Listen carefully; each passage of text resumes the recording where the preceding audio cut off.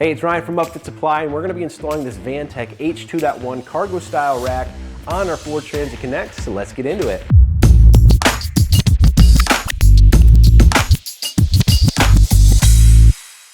So the first thing that we need to do is install our rubber bar guards on our 6 crossbars. Now to put these in, you can just use your thumb and push them into the slot, or I have a little trick. I like to use a little piece of PVC. Maybe you've got a dowel or a 2x4 or something like that. You can just kind of roll them in place. So now that we have our rubber bar guards in place, we're going to mount 4 of these to our side cargo rails, and it's going to go in this first location here.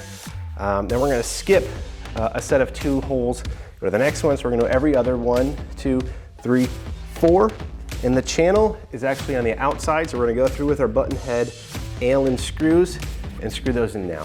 Now you may see I'm using an impact, but I'm going very light on this. I'm going to make sure I'm not cross-threading. I'm going to hand thread them first and then just save some time by zipping them in. So if you decide to go this route, just be very careful.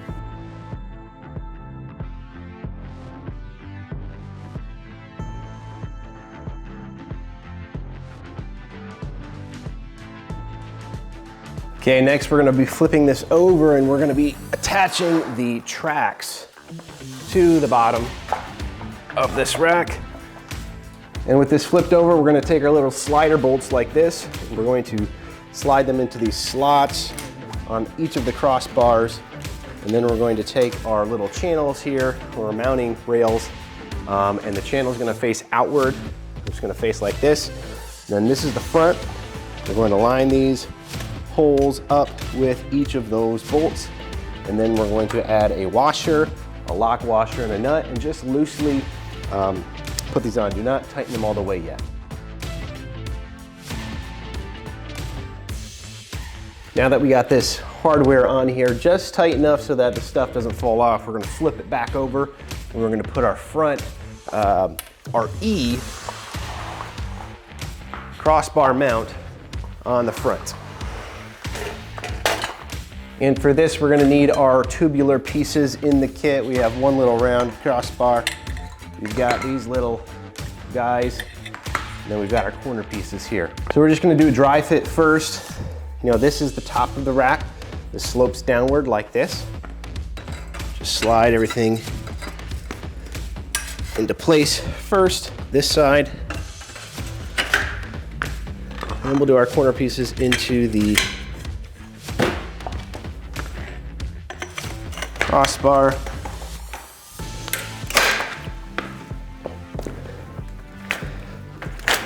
These should go into place relatively easy, but if you need some help, you can use a rubber mallet and push them into place. And now that we have this attached, we need to secure it using some self-threading screws, which are included in the kit. There are pre-drilled holes in a couple locations. There's 2 kind of on the front of this piece here, and there's 2 which you want to rotate this so it's on the back side of this bar, then same thing on the other side.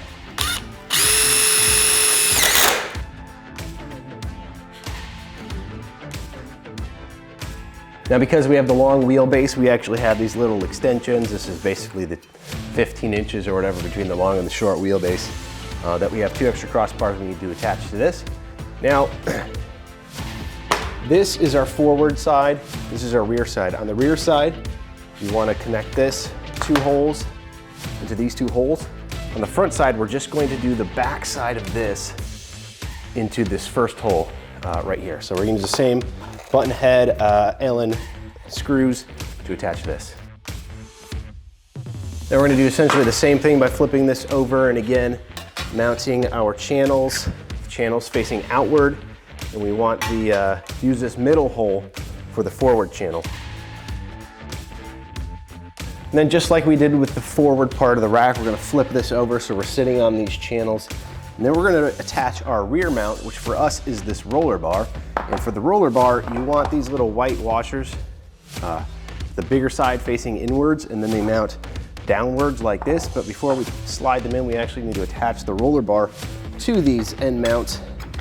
Pretty simple. You slide it through, and then there is a little pin like this that you slide through, which keeps the roller from sliding out.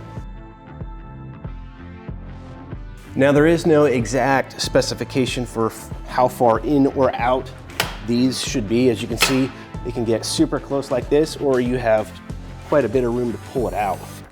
Now for me, I kind of want to wait until it's on the van so I can know how it's going to sit with our rear liftgate door and all of that. So I'm actually not going to attach it with the self-threading screws yet, but I will do that once we get back on top of the van.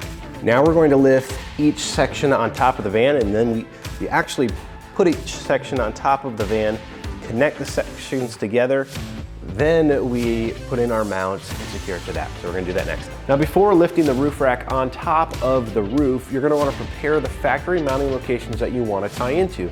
Now on the Transit Connect long wheelbase, you've got 5 options. I found that mounting locations 2 and 4 seem to work best for the H2.1 with the EB configuration, but you may want to plan ahead to figure out which ones will work for you. Okay, before moving on to the roof, we put some cardboard up here because we are setting the rack on top of the van and not on the actual feet yet. We just want to protect the van from getting scratched. So we just have some scrap cardboard up here. If you have some carpet or moving blanket or something like that, that'll work too. So we're going to lift section 1 up, the larger section up first. We're going to use our connector guides, put those in the end, then bring up our second section, then we're going to attach it with some hardware. Luckily this is aluminum, so it's pretty lightweight. So again, I've got these black little connector guides that go into these slots here. It's just going to help us align everything, and then we actually use hardware to connect, to screw everything together.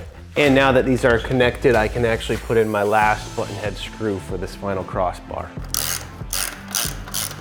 So to attach these 2 sections together, we're going to use these little brackets. They almost look like hinges, and they've got little Allen bolts on the end, and you loosen them up a little bit and they separate, so you give yourself a little bit of slack. And then you actually line these up on the middle with these 4 holes right here. You have some cap screws and washer and lock washer. Screw into that, and then you tighten these up to bring those 2 together. So again, now that I've got these 4 bolts in here, I'm just going to tighten these little hinge adapters up so it brings these 2 sections together nice. So next we're going to take our little dual slider bolts like this. These slide into those silver aluminum tracks with the bolts facing outward, obviously, and these are going to be what attach to the mounting feet on the van. Then we can take our mounting feet like this with them facing outwards and line them up with those slider bolts and attach with washer, lock washer, and a nut. And at this point, I'm keeping everything fairly loose because I want to be able to slide everything around and get it in the right place before putting our bolt through here into the factory mounting points.